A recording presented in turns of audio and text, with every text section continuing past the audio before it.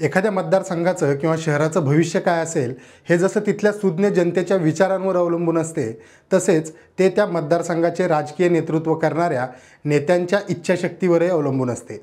आपल्या पिंपरी चिंचवड शहराचा विकासात्मक इतिहास जर तटस्थपणे पाहिला तर कामगार नगरी, उद्योग नगरी अशी बिरुदावली मिरवणारं आपलं शहर गेल्या 8-10 वर्षात झपाट्याने बदलतंय, विकसित होतंय असं स्पष्टपणे जाणवतं। आता मी असं का म्हणतोय, कारण गेल्या काही वर्षांमध्ये आपल्या पिंपरी चिंचवड शहराची वाटचाल एक आधुनिक स्पोर्ट्स सिटी म्हणून निर्माण होताना दिसते। याचा खरंच अभिमान आहे। पण हे सगळं घडलं कसं हे आज जाणून घेऊया। नमस्कार, मी Avinash Adak, Mahai news voice of Pimpri चिंचवडमध्ये आपल्या सगळ्यांचं स्वागत। आपल्या शहराला कुस्ती, कबड्डी, बैलगाडा शर्यत अशा अनेक पारंपरिक मैदानी खेळांचा ऐतिहासिक वारसा लाभलेला आहे।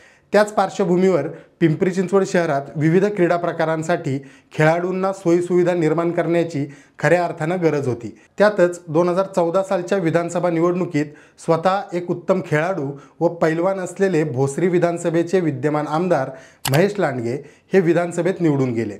त्या काळात अनेक स्थानिक कुस्तीपटू व खेळाडूंना पुणे, मुंबईसह अन्य शहरांमध्ये सरावासाठी जावं लागत होतं।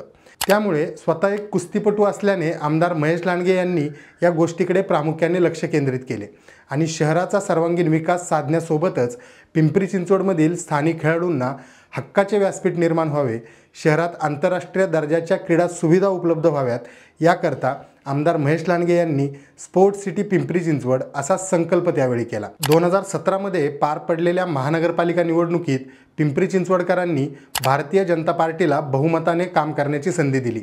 त्यामुळे क्रीडा क्षेत्राच्या विकासाला अधिक चालना देण्यासाठी खऱ्या अर्थाने वाव मिळाला। तत्पूर्वी आमदार महेश लांडगे हे महानगरपालिकेचे स्थायी समितीचे सभापती म्हणून काम करत असताना त्यांनी महानगरपालिका प्रशासनाचे राज्यातील पहिले स्वतंत्र क्रीडा धोरण तयार करून अन्य स्थानिक स्वराज्य संस्थांसाठी आदर्श निर्माण केला होता। महाराष्ट्र श्री व महाराष्ट्र केसरी अशा भव्य स्पर्धांच्या आयोजनाने आमदार महेश लांडगे यांची खऱ्या अर्थाने राज्यभरात ओळख निर्माण झाली। राज्याचे तत्कालीन मुख्यमंत्री श्री देवेंद्र फडणवीस आणि महायुती सरकारच्या सहकार्याने व महानगरपालिका प्रशासनाच्या माध्यमातून आमदार महेश लांडगे यांनी पाठपुरावा करून भोसरीमध्ये भव्य आंतरराष्ट्रीय कुस्ती प्रशिक्षण केंद्र उभारलं। कैलासवासी पैलवान मारुतीराव रावजी लांडगे यांच्या नावाने सुरू केलेल्या या कुस्ती संकुलामध्ये नामवंत पैलवान नरसिंग यादव, त्याचबरोबर पैलवान अजय लांडगे यांच्या मार्गदर्शनाने सध्या 70 कुस्तीपटू सराव करीत आहेत। तसेच आंतरराष्ट्रीय कबड्डी प्रशिक्षण केंद्र, आंतरराष्ट्रीय स्केटिंग ग्राउंड, आंतरराष्ट्रीय रोविंग सेंटर, धनुर्विद्या म्हणजेच आर्चरी प्रशिक्षण केंद्र, राष्ट्रीय रायफल व पिस्तूल नेमबाजी प्रशिक्षण केंद्र, लॉन टेनिस कोर्ट, विविध व्यायामशाळा, त्याचबरोबर सुसज्ज जलतरण तलावांचे काम गेल्या 10 वर्षांमध्ये आमदार महेश लांडगे यांच्या माध्यमातून पूर्ण झाले। त्यांनी उभारलेल्या आंतरराष्ट्रीय कबड्डी प्रशिक्षण केंद्रामध्ये जगविख्यात प्रो कबड्डी स्पर्धेतील खेळाडूंनी सराव केला। ही समस्त पिंपरी चिंचवडकरांसाठी नक्कीच अभिमानाची बाब आहे। भारतीय संस्कृतीचा अविभाज्य घटक असलेल्या बैलगाडा शर्यतींवरील बंदी उठवण्यातही आमदार महेश लांडगे यांचा मोलाचा वाटा आहे। 2011 पासून बैलगाडा शर्यती पुन्हा सुरू व्हाव्यात यासाठी आमदार लांडगे रस्त्यावर आणि न्यायालयात अशा दोन्ही आघाड्यांवर संघर्ष करत होते।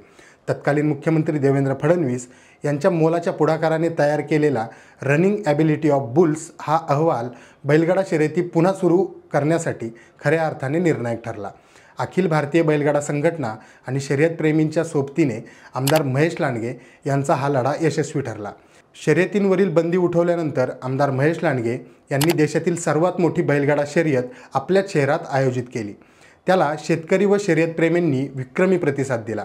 त्याचबरोबर त्यांनी आयोजित केलेले देशी गोवंश व अश्व प्रदर्शनही लक्षवेधी ठरले, ज्यात देशभरातून बैलगाडा व अश्वप्रेमी नागरिक सहभागी झाले होते।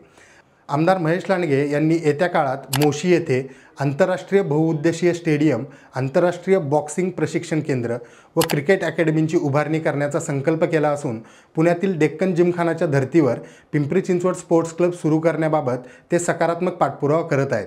क्रीडा क्षेत्राला विकसित करत असताना राष्ट्रीय आंतरराष्ट्रीय स्पर्धांसह ऑलिम्पिक विजेते खेळाडू घडवण्यासाठी प्रयत्न होत असलेले दिसून येते।